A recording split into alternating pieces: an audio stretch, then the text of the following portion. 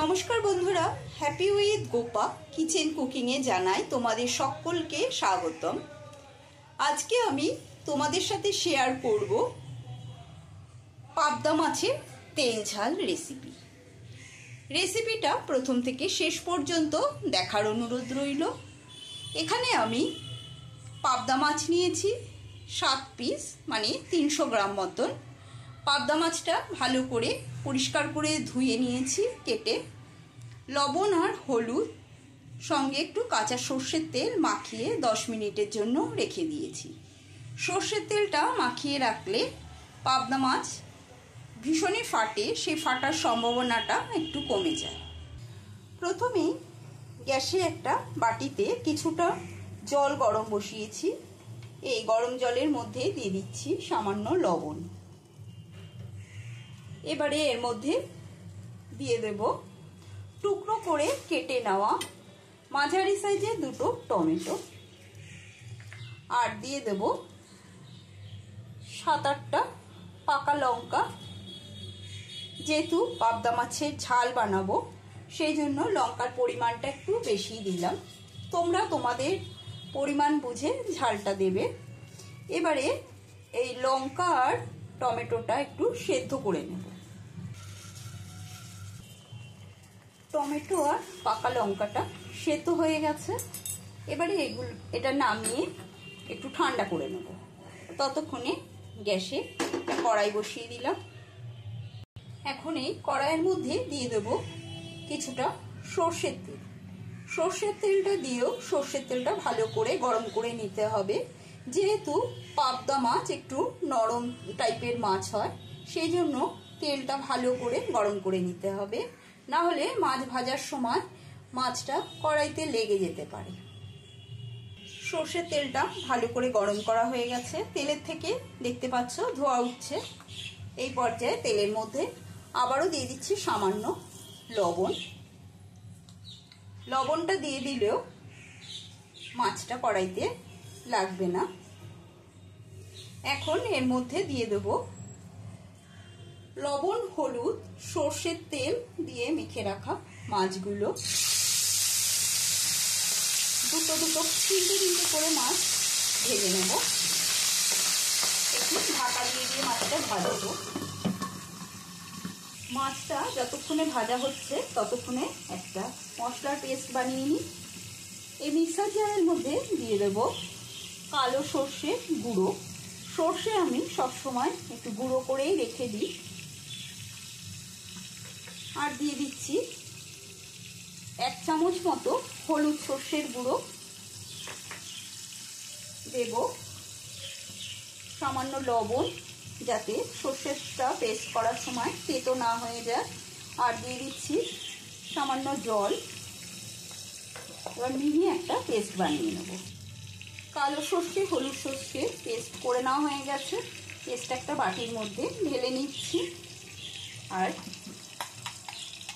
দিয়ে দেবো এই মিক্সার ধোয়া জল। ঢাকাটা তুলে নিচ্ছি। মাছগুলো এক পিঠ ভাজা হয়ে গেছে, আর এক পিঠ উল্টে দিচ্ছি।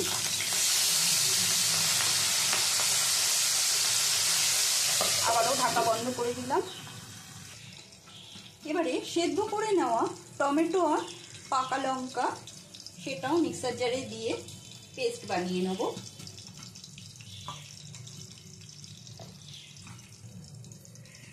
মিহি করে টমেটো আর পাকা লঙ্কার পেস্ট করে নিয়েছি। ঢাকাটা আবারও তুলে নিচ্ছি। মাছগুলো ভাজা হয়ে গেছে। এবারে মাছগুলো তুলে নেব। আমি একটু লাল লাল করে ভেজেছি। তোমরা কে কিরকম ভাজবে সেরকম ভাবে ভাজতে পারো, হালকাও ভাজতে পারো। আবারও দিয়ে দেবো বাকি মাছগুলো। বাকি মাছ কটাও ভেজে তুলে নেব। প্রতিটা মাছ বেশ সুন্দর করে ভেজে তুলে নিয়েছি।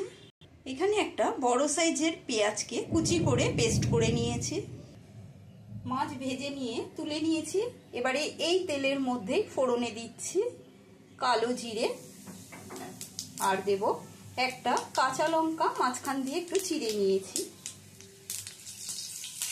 কাঁচা লঙ্কা আর কালো জিরে ফোড়ন হয়ে গেলে এবারে এর মধ্যে দিয়ে দেব পেস্ট করে নেওয়া পেঁয়াজটা। পেঁয়াজের পেস্টটা একটু ভাজা ভাজা করে নেব। বাটা পেঁয়াজের থেকে যে জলটা ছিল সেই জলটা শুকিয়ে গেছে, পেঁয়াজটা এরকম ভাজা ভাজা হয়ে গেছে। গ্যাসের স্টিমটা লো টু মিডিয়ামে রেখে রান্নাটা করব। এবারে এর মধ্যে দিয়ে দেবো বেটে রাখা কাঁচা লঙ্কা আর টমেটো পেস্ট। এটা দিয়েও একটু নেড়ে ছেড়ে নেব টমেটো জলটা একটু শুকিয়ে যাওয়া পর্যন্ত। আমার চ্যানেলে যারা নতুন বন্ধু এখনও চ্যানেলটা সাবস্ক্রাইব করে নাওনি, তোমরা খুব তাড়াতাড়ি আমার চ্যানেলটা সাবস্ক্রাইব করে নাও।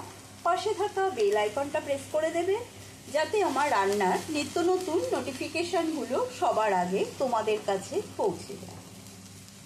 টমেটো আর পাকা লঙ্কা থেকে যে জুসটা বেরিয়েছিল সেটাও শুকিয়ে এসেছে।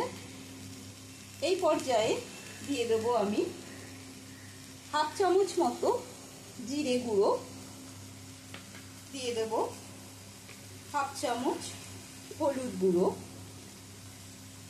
আর দেব স্বাদ অনুসারে লবণ। যেহেতু সর্ষে পেস্ট করার সময় লবণের ব্যবহার করেছি সেই জন্য লবণটা আমি কম দিলাম। এবারে দিয়ে দিচ্ছি মশলার মিক্সার ধোয়া জলটা। মশলাটা একটু 3 থেকে 4 মিনিট ধরে কষিয়ে নিতে হবে। 3 থেকে 4 মিনিট ধরে মশলাটা কষানোর পরে দেখো কি সুন্দর তেল ছেড়ে এসেছে। এখন এর মধ্যে দিয়ে দেব গুলিয়ে নেওয়া কালো সর্ষে আর সাদা সর্ষে যে পেস্ট জল দিয়ে করে রেখেছি সেই জলটা আমি এর মধ্যে দিয়ে দেব। তোমরা চাইলে পুরো সর্ষেটাও দিতে পারো। আমি এই যে সর্ষের যে ছিবড়েটা আছে এই ছিবড়েটা ফেলে দেব। এই ছিবড়েটা খেলে অনেক সময় যাদের গ্যাস অম্বলের সমস্যা আছে, গ্যাস অম্বল হওয়ার চান্স থাকে, সেই জন্য ছিবড়েটা ফেলে দেওয়াই বেশি ভালো। ভালো করে মশলার সাথে কষিয়ে নিলাম। এবারে 2-3 মিনিটের জন্য ঢাকাটা বন্ধ করে দিচ্ছি। ঢাকাটা তুলে নিচ্ছি। দেখো ঝোলটা হালকা ফুটে উঠেছে। এই অবস্থাতে দিয়ে দিতে হবে ভেজে রাখা মাছগুলো।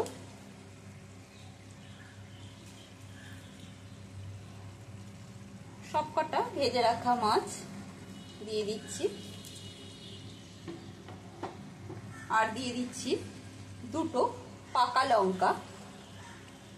এই গরমে এরকম ঝাল ঝাল মাছ তেল ঝাল খেতে কে কে ভালোবাসো কমেন্ট করে আমাকে অতি অবশ্যই জানাবে। আমার তো এই গরমে ভীষণই ভালো লাগে একটু ঝাল ঝাল মাছের তরকারি খেতে বা মাছের তেল ঝাল খেতে গরম ভাতের সাথে। আবারও 2 মিনিটের জন্য ঢাকাটা বন্ধ করে দিলাম। 2 মিনিট বাদে ঢাকাটা তুলে নিচ্ছি। এখন এর মধ্যে দিয়ে দেবো কিছুটা কাঁচা সর্ষের তেল। এই কাঁচা সর্ষের তেলটা দিলে মাছের টেস্টটা আরও বেড়ে যায়। কাঁচা সর্ষের তেল দিয়ে ঢাকাটা দিয়ে দিলাম আর গ্যাসের স্টিমটা বন্ধ করে দেব। আজকের মতো পাবদা মাছের তেল ঝাল কমপ্লিট। রেসিপিটা কাদের কাদের ভালো লাগলো কমেন্ট করে অতি অবশ্যই আমাকে জানাবে। আজকের মতন এইটুকু। আবারও অন্য কোনো নতুন রেসিপি নিয়ে হাজির হব। সুস্থ থাকবে, ভালো থাকবে। ধন্যবাদ।